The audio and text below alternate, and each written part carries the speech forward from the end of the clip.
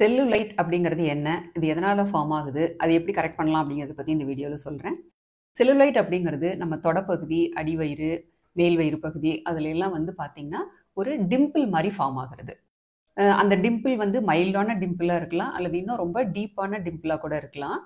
இது வந்து எதனால ஃபார்ம் ஆகுது அப்படின்னு நம்ம பார்த்தோம்னா, ஒரு ஃபைப்ரஸ் பேண்ட் மாதிரி நம்மளோட ஸ்கின்ல இருந்து டீப் டிஷ்யூல போய் கனெக்ட் ஆகும். டீப் மசில்ஸ்ல போய் கனெக்ட் ஆகும். அதாவது மசிலுக்கும் மசில் வந்து நம்ம இதில் உடம்புல இருக்கக்கூடிய டீப்பஸ்ட் பார்ட்டு. அதிலிருந்து ஸ்கின் வந்து நம்மளுக்கு சூப்பர்ஃபிஷியல் பார்ட்டு. இந்த ரெண்டுக்கும் நடுவில் ஒரு ஃபைப்ரஸ் பேண்ட் மாதிரி போய் கனெக்ட் பண்ணும். இந்த ஸ்கின்னுக்கும் மசிலுக்கும் நடுவில் இந்த ஃபேட் டெபாசிட்ஸ் எல்லாம் அதிகமாக கலெக்ட் ஆகும்போது இந்த பேண்ட் அட்டாச் ஆகிருக்கிற இடம் மட்டும் கொஞ்சம் டைட்டாக உள்ள இழுத்த மாதிரி இருக்கிறதுனால தான் இந்த செல்லுலைட் ஃபார்ம் ஆகுது. இந்த செல்லுலைட் வந்து மேலுக்கும் வரலாம், ஃபீமேலுக்கும் வரலாம். அதே மாதிரி தொடப்பகுதியில், அப்டமனில் எந்த இடத்துல வேணாலும் வரலாம். இப்போ இதனோட சிவியாரிட்டி பொறுத்து நம்ம 3 கிரேடாக நம்ம இதை பிரிக்கலாம். ரொம்ப நம்மளுக்கு வந்து இந்த டிம்பிள் வந்து ரொம்ப சூப்பர்ஃபிஷியலாக, அதாவது ஆரஞ்சு பீல் ஸ்கின்னு சொல்லுவாங்க. இப்போ ஆரஞ்செல்லாம் பார்த்தீங்கன்னா ஒரு டாட் டாட்டாக தெரியும் இல்லையா? அந்த மாதிரி சிம்பிளாக தெரியுது அப்படின்னா அது கிரேட் 1ன்னு சொல்லலாம். கிரேட் 2 வந்து இன்னும் கொஞ்சம் அந்த டிம்பிள் வந்து ஆழமாக தெரியறதுக்கு வாய்ப்பு இருக்குது.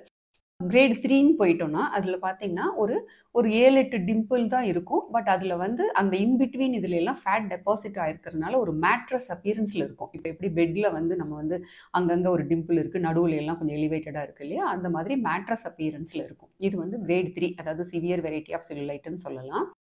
இது வந்து நம்மளோட ஹெல்த்துக்கு வந்து எந்த ஹார்மும் பண்ணுறதில்ல. பட் ஆனால் ஒரு சிலர் வந்து இந்த மாதிரி செல்லுலைட் இருக்கிறத விரும்ப மாட்டாங்க.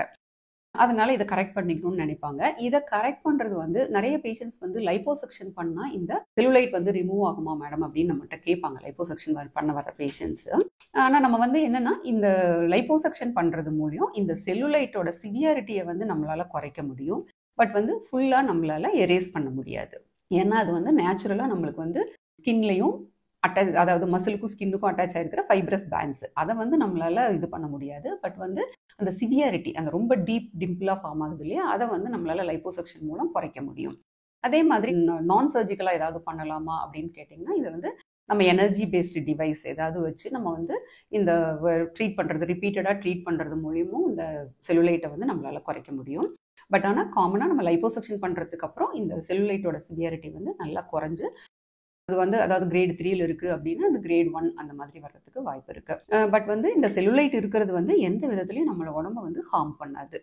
பட் வந்து உங்களுக்கு வந்து இந்த செல்லுலைட் இருக்கிறது பிடிக்கல, ஒரு மாதிரி இப்போ வந்து ஷார்ட் ட்ரெஸ்ஸஸ்லாம் போடும்போது ரொம்ப கஷ்டமாக இருக்குது அப்படின்னு ஃபீல் பண்ணிங்கன்னா, நீங்கள் பக்கத்தில் ஒரு பிளாஸ்டிக் சர்ஜனை போய் பார்த்துட்டு அது என்ன கிரேடில் இருக்குது அப்படிங்கிறத தெரிஞ்சுட்டு அதுக்கு தகுந்த மாதிரி நீங்கள் ட்ரீட்மெண்ட் எடுத்துக்கலாம். Thank you all.